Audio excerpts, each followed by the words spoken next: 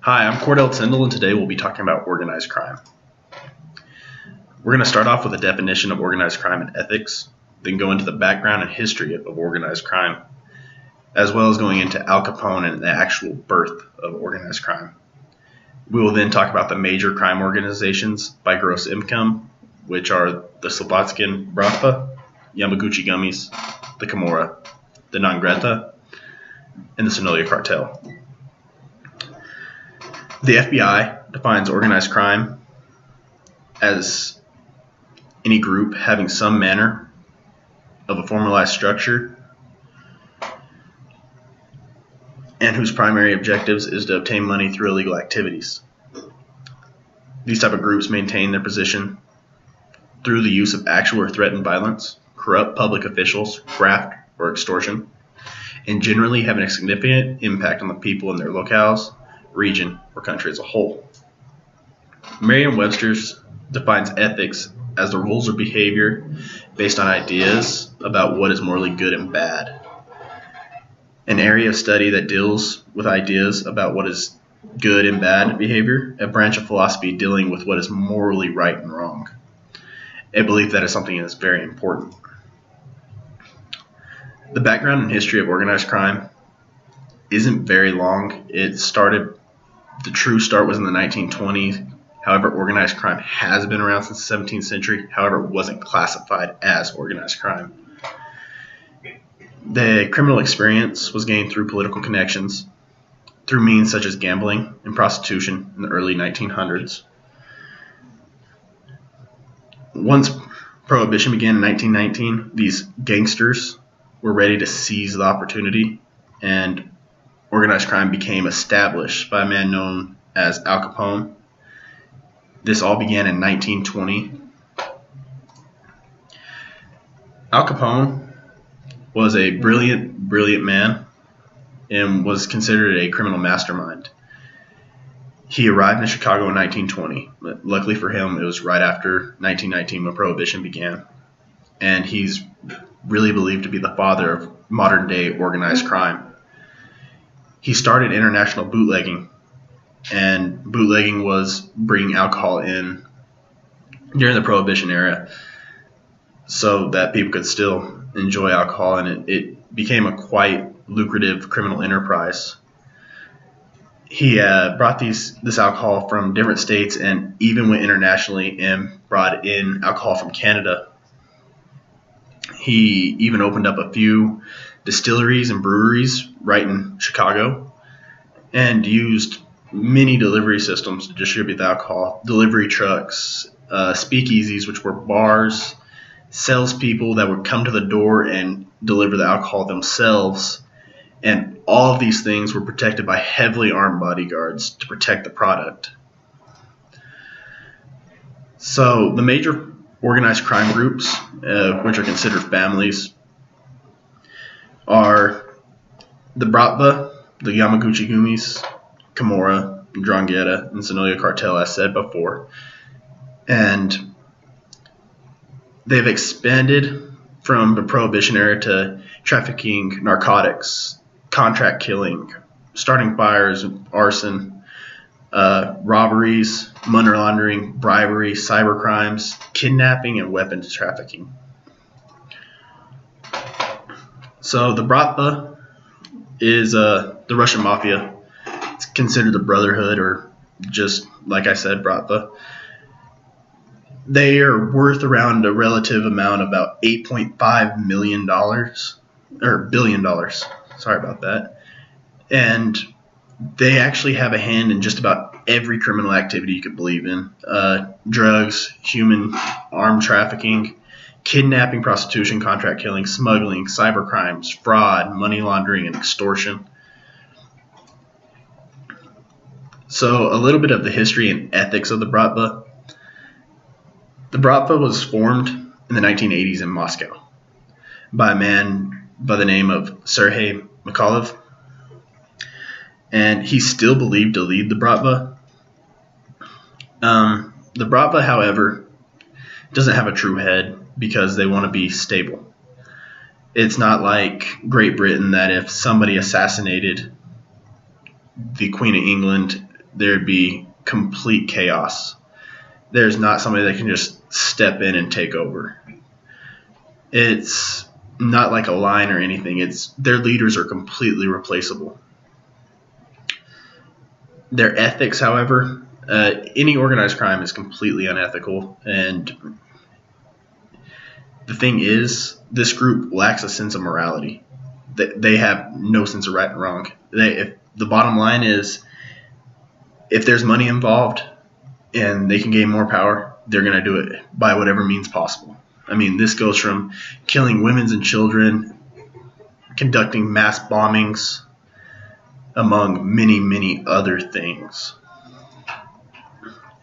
The second richest crime family, which are the Yamaguchi Gummies, which they're otherwise known as the Yakuza, and I will refer to them as Yakuza from here on out.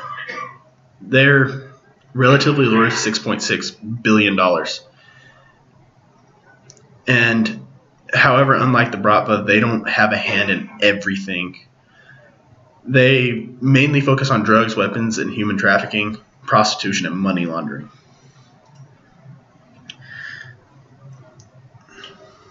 And the history of the Yakuza is they started in the 17th century. They're believed to be, back then, what we'd call modern-day Robin Hoods.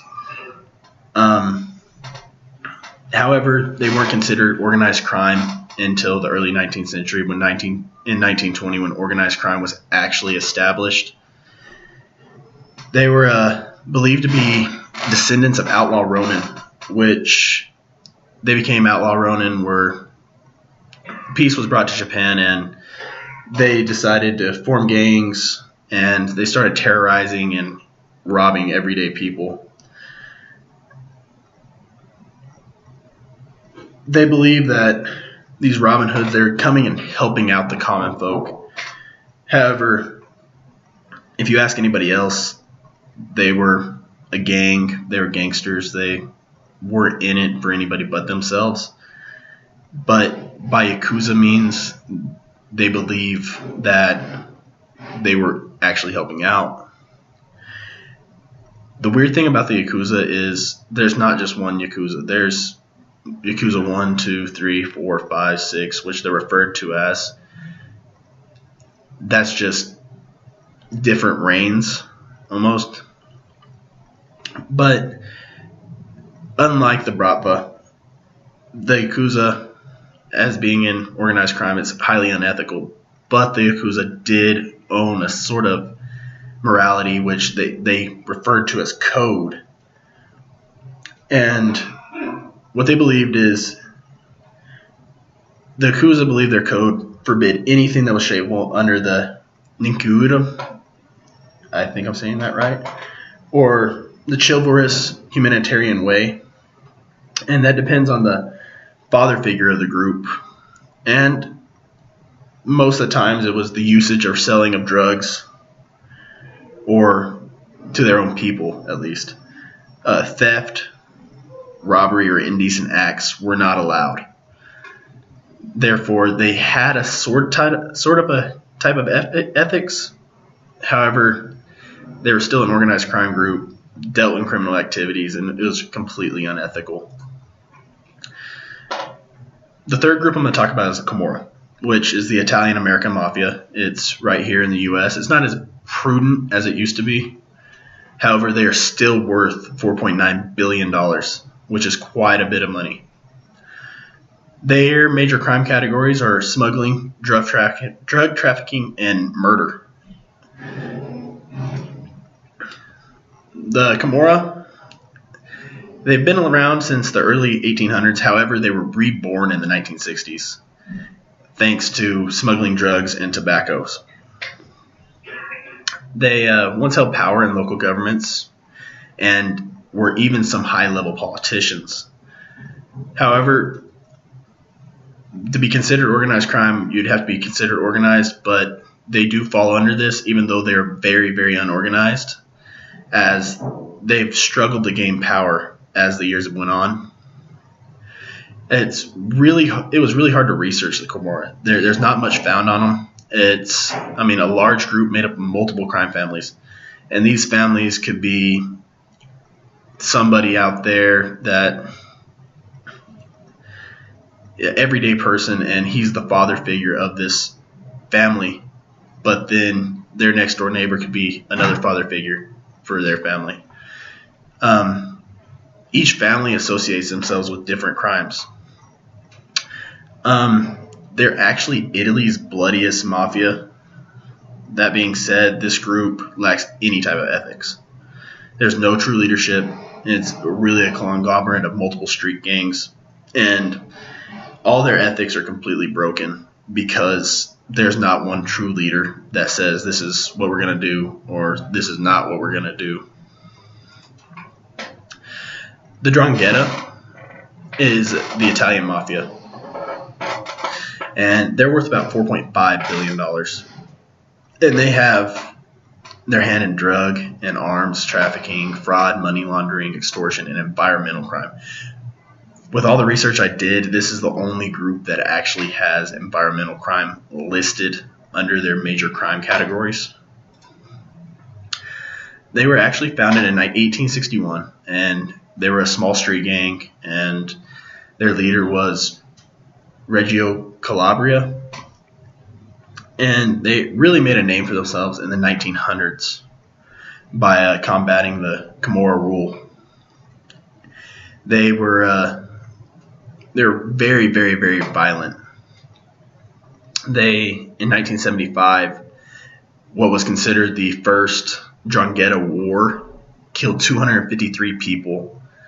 And then a few years later, in 1985, a 6-year war raged, and they killed another 600 people. And these were families amongst the mafia families. And when you look at the ethics of the 'Ndrangheta, they followed a code of silence. It wasn't a true ethics. They don't follow by contemporary ethics. They follow by their own code, which is the code of silence. And I did find the code, and the code reads the categorical prohibition of cooperation with state authorities or reliance on its services, even when one has been victim of a crime. So even if somebody in this crime family, say a man's wife was raped, they weren't to go to the officials and report the crime. It was completely against their code. And when they broke this code, they were considered a rat, a snitch, and punishment was taken apart this family, sometimes exile, sometimes death. The Sonora Cartel, which has been a big talk about in present day, they're worth about $3 billion. Very, very big in drug trafficking, smuggling, and murder and money laundering. This group is probably one of the most known organized crime groups. It's they call it the Mexican cartel, and it was founded in the 1960s by Pedro Aviles Perez, and it's been through 5 leaders since drug trafficking from Mexico is quite violent. But their leader has recently been caught by the United States, and everybody knows him by the name of El Chapo. The Sonora Cartel, very, very unethical. It's not only are they affecting their own country, but they're also affecting the United States. And they don't only smuggle drugs, but they have no true code. They murder women and children. They publicly execute enemies and put it on show on the internet just as a reminder to everybody that they're not to be messed with. And that is the end of my presentation. I appreciate you for watching.